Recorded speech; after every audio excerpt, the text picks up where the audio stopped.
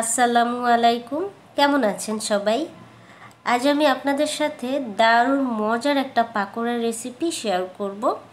আর weather যখন ঠান্ডা থাকে তখন কিন্তু আমরা সবাই পাকোড়া, সিঙ্গারা, পুরি এই টাইপের খাবারগুলো খেতে খুবই পছন্দ করি।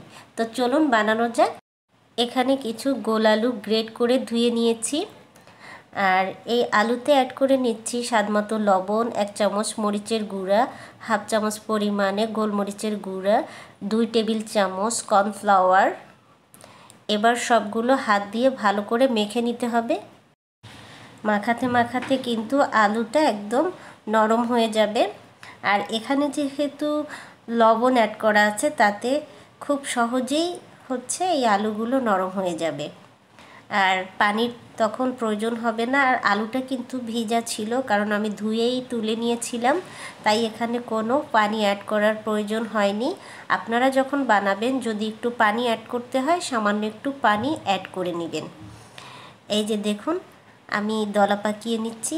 দেখুন সুন্দর পাকোড়ার মতো করে আমি একটা বানিয়ে দেখালাম। এভাবে আমি সবগুলো বানিয়ে নিব। তাই আমি কড়াইয়ে তেল দিয়ে দিলাম।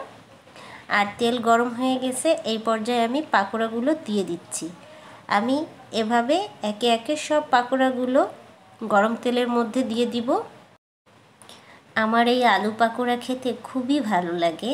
আর এই পাকোড়াটা কিন্তু একদম ক্রিস্পি হয়, তো খেতে সত্যি অনেক মজা হয়। এটার সাথে যদি সস অথবা মেয়োনিজ, কাসুন্দি হয় তাহলে তো কথাই নেই।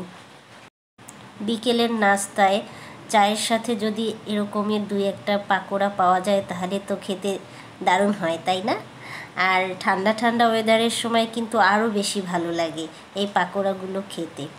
এই পর্যায়ে আমি একটু উল্টে দিচ্ছি, সবগুলোই একসাথে উল্টে দিলাম। আর আপনাদের সবার কাছে রিকোয়েস্ট, আমার ভিডিও ভালো লাগলে আমার ফেসবুক পেজটি ফলো করে রাখবেন। আর যদি ইউটিউব থেকে দেখেন তাহলে আমার ইউটিউব চ্যানেলটি সাবস্ক্রাইব করে রাখবেন। এই যে আমার পাকোড়াগুলো কিন্তু ভাজা হয়ে গেছে। দেখুন দেখতে কত সুন্দর লাগছে। আর ভাজার পরে আরও সুন্দর লাগবে। কিছুক্ষণ ঠান্ডা হয়ে যাবে যখন, তখন দেখতে আরও ভালো লাগবে। তখন একটা লাল লাল ভাব চলে আসে।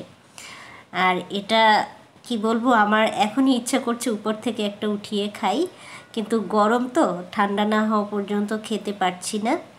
তো আমি একটা প্লেটে তুলে নিচ্ছি। আর এটা আমি কাসুন্দির সাথে আজ খাবো। এই যে দেখুন কত সুন্দর হয়েছে। আমার ভিডিও আজকের মতো এখানেই শেষ করছি। আবারও চলে আসবো নতুন কোনো রেসিপি নিয়ে। সবাই ভালো থাকবেন, সুস্থ থাকবেন। আল্লাহ হাফেজ।